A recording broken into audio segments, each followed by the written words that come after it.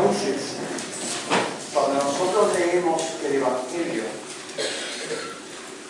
nos damos cuenta que Jesús se opone a una imagen de lo religioso que de alguna manera causa escándalo y piedra de tropiezo de aquellos que se quieren acercar a Dios. Como nos cuenta el Evangelio, él, viendo en lo que habían convertido el templo, la religiosidad del pueblo de Israel, que lo había convertido en una especie de mercado, en una guarida de ladrones, nos dirá que la expresión que utilizó Jesús, algunos de los evangelios, lo llama guarida de ladrones, lugar en el cual aquellos que estaban allí, lo que hacían era un intercambio de monedas y dinero, compras y ventas, en la cual Dios se había convertido en una mercancía y en un producto. Jesucristo se enfrentó contra esa religiosidad que oculta el verdadero rostro de Dios, que lo opaca.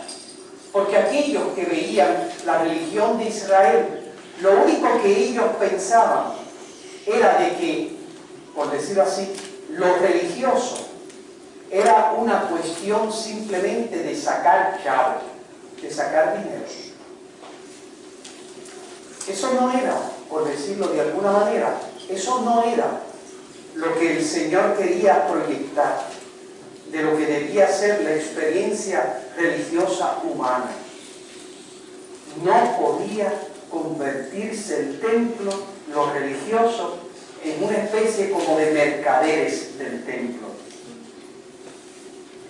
Miren, si algo nosotros hemos visto en el debate público en Puerto Rico, es precisamente el que muchas personas ven que Jesucristo es un buen negocio para sacar chavo. Ustedes lo ven a cada paso. ¿Cuántas veces ustedes no han visto que el rostro de lo religioso es un rostro de alguna manera superficial que deshumaniza el corazón del hombre? Muchas veces se acusa a las instituciones religiosas que en vez de sacar lo más noble que hay en el corazón, saca lo más innoble, como es el pensar que yo puedo sacar y no el pensar que yo puedo aportar, en qué yo puedo servir. Eso nosotros hemos sido testigos escandalizados de tantos sacerdotes y pastores que han convertido la religión, en vez de ser el encuentro con Dios de nuevo, que saque lo más noble del corazón del hombre, han convertido la religión en piedra de obstáculo, de escándalo para todos aquellos que los escuchan o que los ven actuar.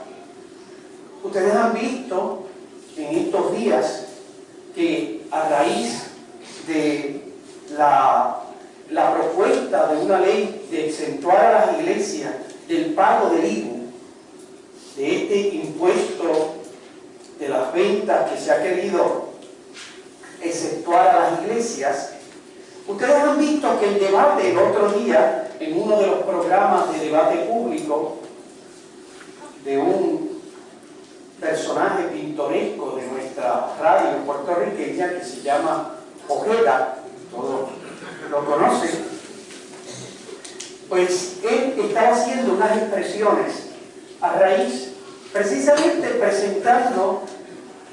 intentaba presentar una imagen de la iglesia que no concuerda con la realidad. Porque esa imagen de la iglesia no es la de mercaderes en el templo, es la imagen de la Madre Teresa de Calcuta, donde uno puede descubrir lo que puede significar para una persona encontrarse con Jesucristo. Ella no veía en la religión qué podía sacar. Ella veía en la religión una oportunidad de servir. El encuentro de los religiosos en el corazón de esa mujer la hizo descubrir a los pobres más pobres para servir. rostro purificado de la iglesia que refleja sin duda el rostro de Dios.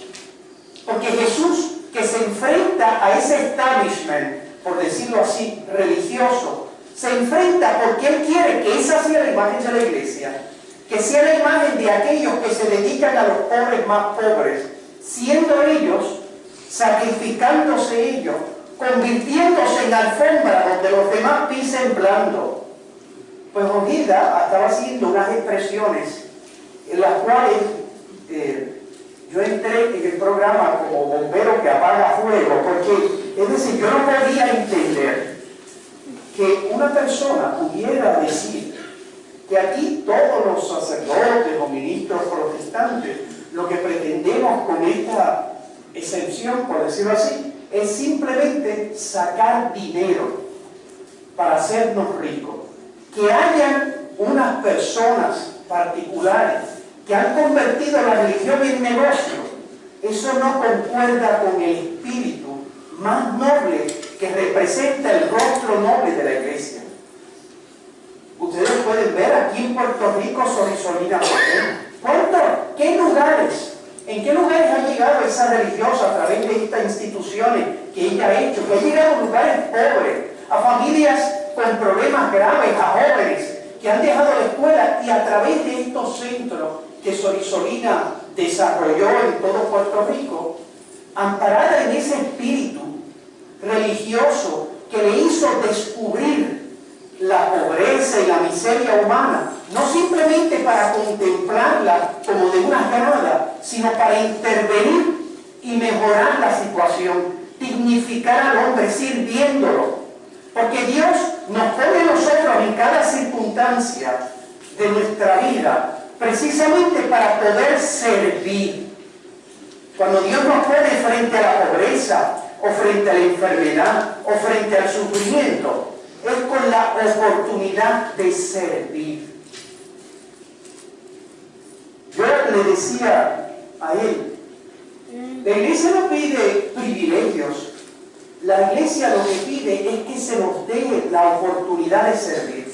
Por supuesto, si cada vez que yo se fríe un bacalaíto en nuestro kiosco, tengo que darle la mitad a las autoridades públicas, Hacienda, ese dinero, ese dólar que yo le estoy dando a Hacienda, me imposibilita a mí a dárselo a los pobres o ponerlo al servicio del culto y de la evangelización.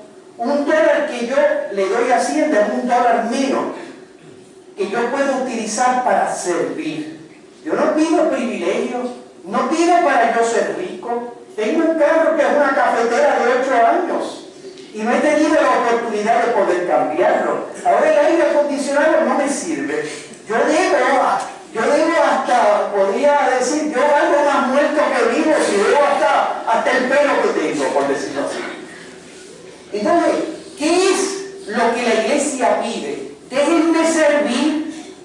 Si cada vez que el gobierno, las autoridades, tienen una especie de problema económico, siempre hay la tentación de meterle la mano a la iglesia para que utilizar su patrimonio para resolver los problemas que ellos mismos han creado.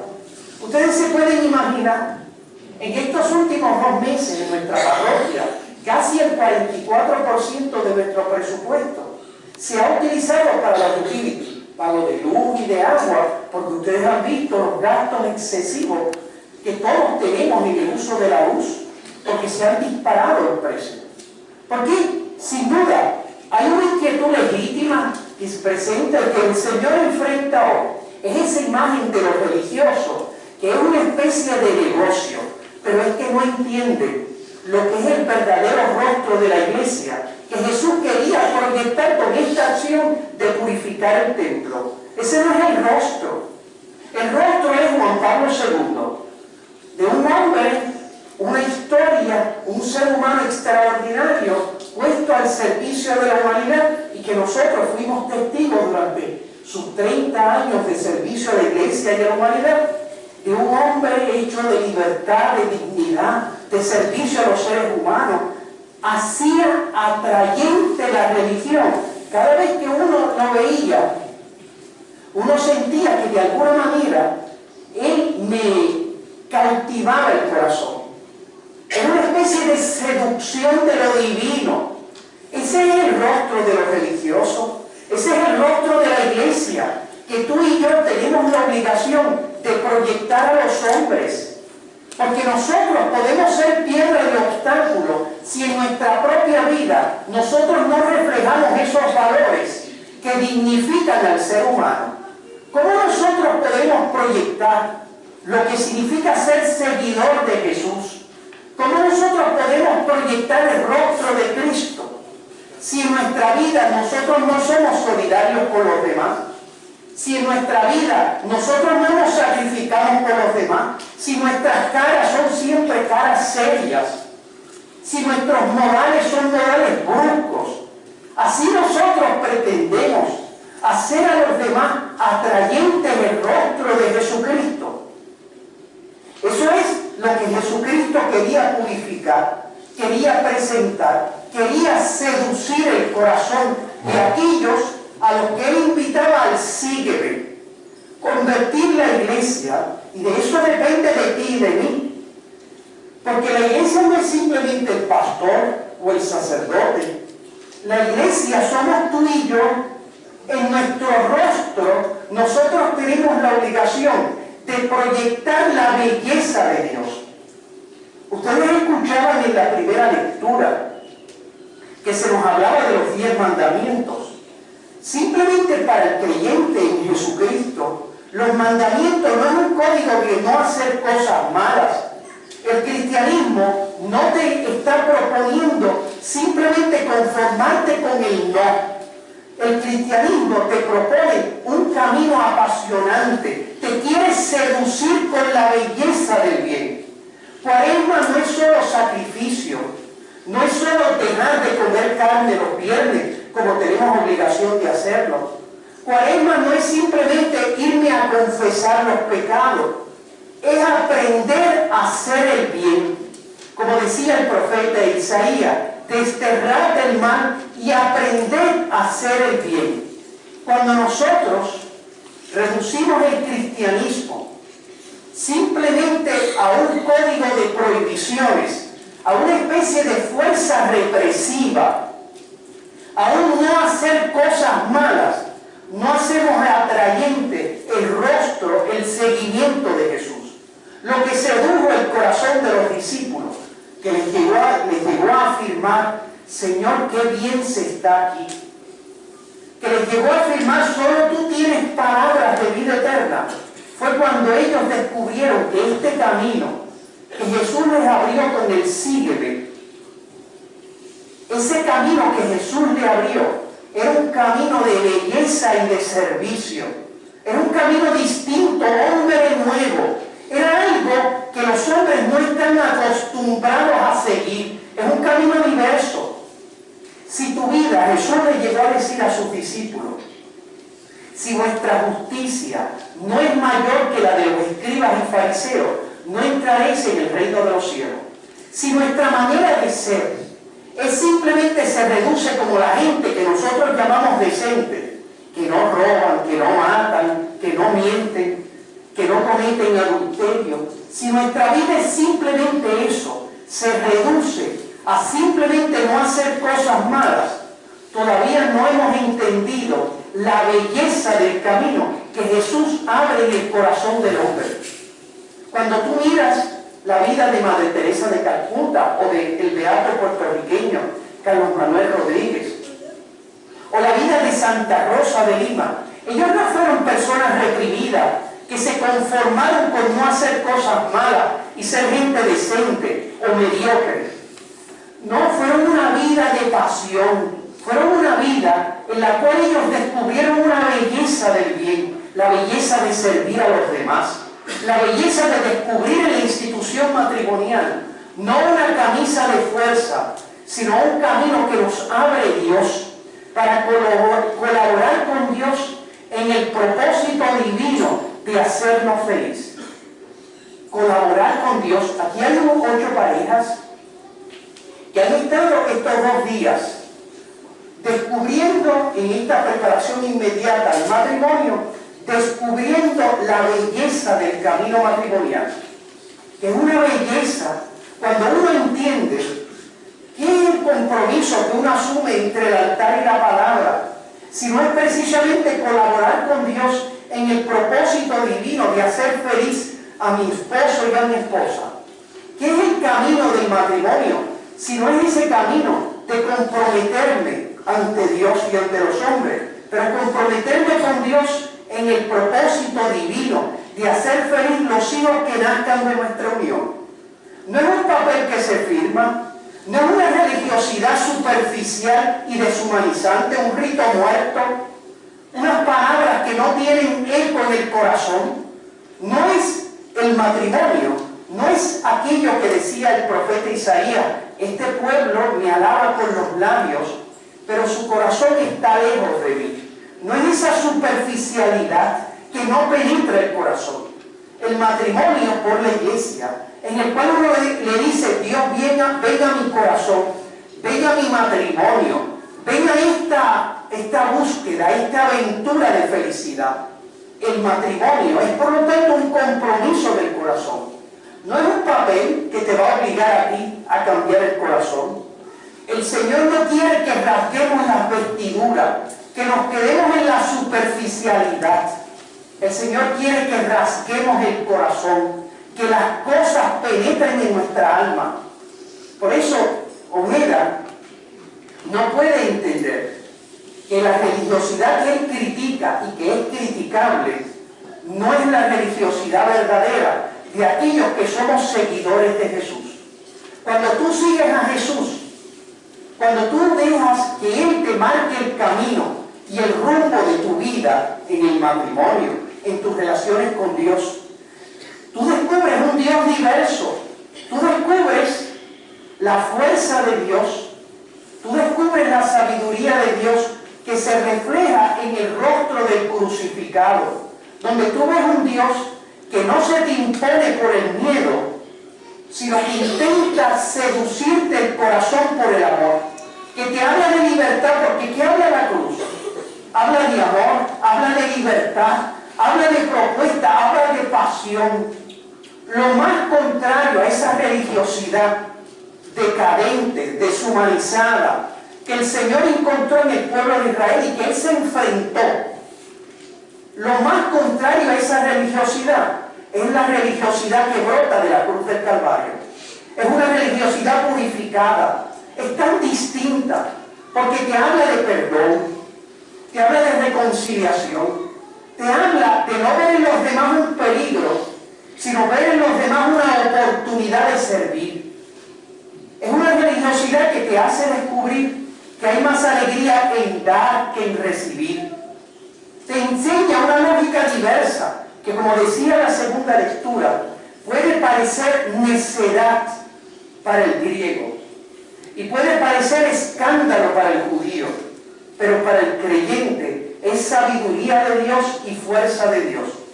Esa religiosidad que Jesús se opone no es la nuestra. Es más, los 10 mandamientos que nosotros, los cristianos, asumimos y tenemos, que compartimos con las grandes religiones del mundo y con los hombres de buena voluntad, esos 10 mandamientos nosotros los vivimos con un espíritu diverso, distinto. En nosotros no es simplemente no matar. En nosotros Jesús nos enseña a perdonar, nos enseña a promover la vida, a ver en la procreación y educación de los hijos, como han visto estas 8 parejas, no un problema para el matrimonio, sino un don que dignifica la relación matrimonial. Ningún hijo es un problema, es siempre una oportunidad. Es siempre una oportunidad que saca lo más noble de ti. Eso yo lo experimenté. Miren, es curioso, porque yo en mi casa, yo fui el más pequeño por 11 años. Era el niño, el querendón, el más lindo que salió en mi casa. No tuve buena, parece. Entonces, fíjense, es una cosa, es una experiencia de que todo gira en torno a ti. ¿Sabes así? Es una cosa que tú nunca haces la cama, tú nunca haces nada, porque todo el mundo, los hermanos mayores, y mamá y papá, todo el mundo está versado en ti, ¿verdad? Que tú, etcétera, porque es más chiquito, el que da en el biberón, el que se chupa el dedito, esas cosas. Pero miren, mi vida cambió cuando vino mi hermano menor.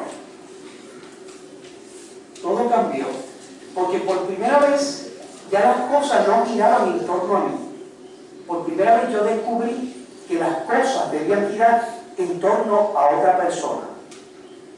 Con 11 años descubrí lo que significa servir, desde cambiar pañales, desde cuidar, desde tener paciencia, porque los niños chiquitos son inquietos.